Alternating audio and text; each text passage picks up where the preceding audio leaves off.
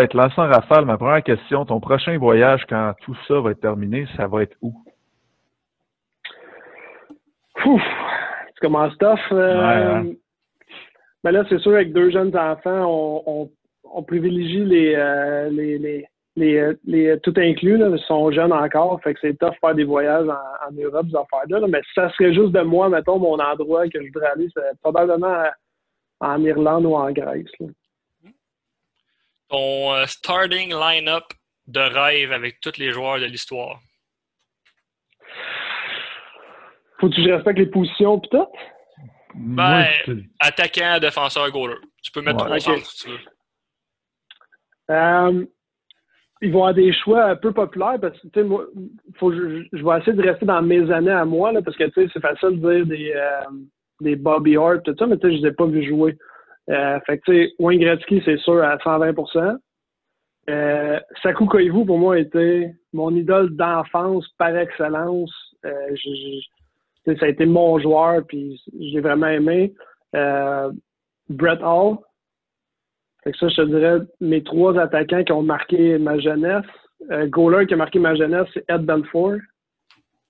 Comme attaquant, je checkais moins défenseur, là, mais je te dirais Raymond Bourque, certainement. Puis un autre défenseur, ça, j'avais de la misère. Un autre défenseur, là, ça, c'est plus tough. Ça veut dire genre Nicholas Lidstrom. Pas mauvais. Pas mauvais. Le meilleur gardien, le meilleur attaquant et le meilleur défenseur, selon toi, présentement dans la Ligue nationale? Le meilleur gardien, pour moi, c'est Carey Price. Là. Je pense qu'il a tous les atouts. Puis c'est un autre peut-être qui est victime de la défensive qu'il y en a avant de lui. Là. Ses stats sont peut-être pas les meilleurs à chaque année, là, mais tu sais, je pense pas que c'est le gardien le mieux équipé. Défenseur, j'aime beaucoup Victor Hedman pour l'ensemble de l'œuvre. Tout ce qu'il apporte, autant offensivement que défensivement, physiquement, j'adore ce défenseur-là. Meilleur attaquant, moi, je reste encore avec Sidney Crosby pour ce que Sidney Crosby est. Là. Je pense que demain matin, j'ai un club à me partir. Je pense que je prends Sidney en premier pour son leadership, sa persévérance, là, son éthique de travail, tout ce qui vient avec. Même si je pense que côté de talent qu'on a avec David est en avant, je pense que je prendrais Sidney. Je suis de ton avis, moi. Mm-hmm. Ton drink préféré? Je suis bien... je suis un gros buveur de whisky scotch. Fait que moi, scotch straight, c'est sûr que c'est mes drinks préférés. Puis si vraiment un drink mélangé, je suis tout le temps soit un old fashion ou un Manhattan. Ta célébration préférée? Moi, je célébrais beaucoup à la Daniel Brière. Tous mes buts dans le pro, j'avais fait ça à mon premier but. Puis les gars m'avaient niaisé un peu. Fait que tous mes buts que j'ai scorés dans le pro, j'ai fait la même célébration qui était comme Daniel Brière. Ta plus grande fierté? Je te dirais mes 2 bagues de championnat dans la Ligue internationale. Là. On a gagné 2 années en ligne. Puis on a eu des saisons extraordinaires.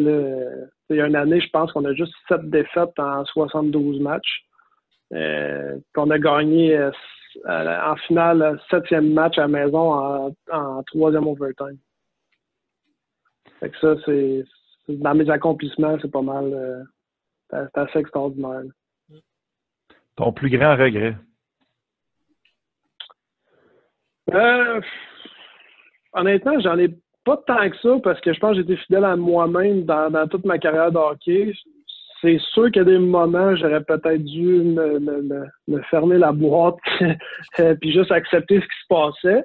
Mais je pense que c'était contre mes valeurs puis ça l'est encore aujourd'hui. Là, fait que je pense que je suis quelqu'un de fonceur, fait que j'ai respecté ça, mais des regrets, pas nécessairement, honnêtement. Là, peut-être un ou 2 moments clés que j'aurais peut-être dû pas parler, mais c'est tout.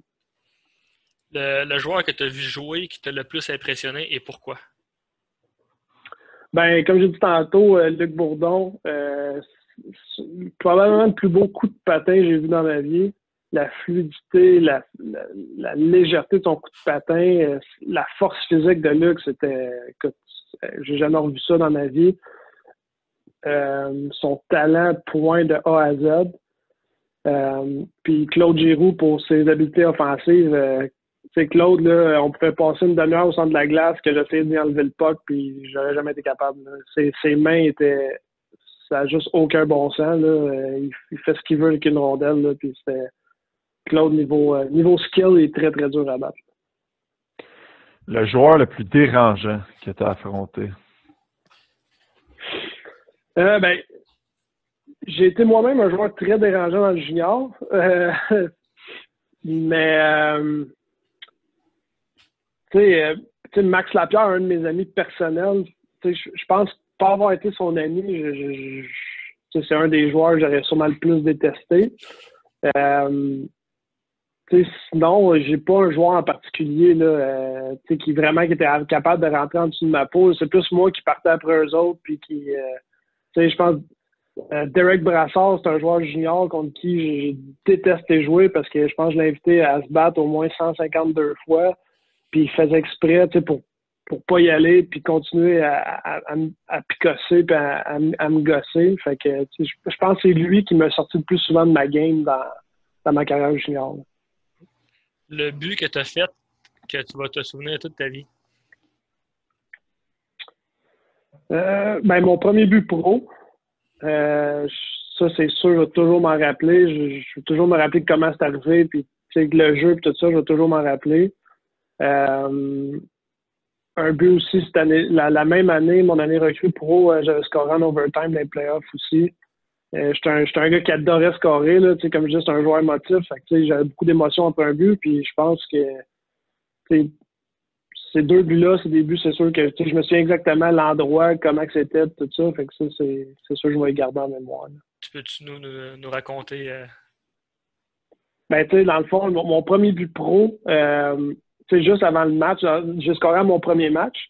Puis juste avant le match, le premier match de la saison, le coach était venu me voir, moi puis deux autres joueurs, puis il avait dit que deux d'entre nous sont dans le line-up à tous les soirs, puis il y en a un qui jouerait pas. Fait qu'on était, dans le fond, on était 3 pour 2 spots dans le line-up. Puis le match a commencé.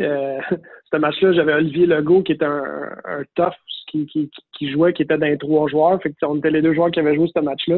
Puis il m'avait demandé de faire quelque chose pour brasser un peu pour que lui puisse se battre. Fait que j'étais parti en ligne droite puis j'avais gelé le goaler. Fait qu'il y avait une petite mêlée générale après ça. Puis après ça, dans le match, dans le fond, je m'en allais au filet, la rondelle était allée au défenseur. Le défenseur jetait au net, a dévié sur moi, le goaler l'a arrêté, puis j'ai repris le retour, puis là, je l'ai mis le backhand dans le top, là. Fait que ça, c'est... Puis l'autre, le but en overtime, ça, justement, c'était une shot de la pointe, j'étais allé au net, puis je pense que j'ai shoté comme 3 rebounds, que le goaler m'arrêtait, puis la manière, j'ai comme mis 5-0. Puis là, tu sais, j'étais chanceux parce que où je jouais pro à Fort Wayne, il y avait une moyenne de 8000 personnes par match. C'était dans les playoffs, on était à 10 000, c'était plein. Fait que, tu sais, je m'en souviens encore de la réaction de la foule après ce but-là. C'était assez mémorable. That's it. Moi, ça fait le tour pour mes questions. Ça fait le tour, moi aussi. Non, moi, ça fait le tour. Excellent. Un gros merci encore. Yes, merci beaucoup. Merci à vous autres.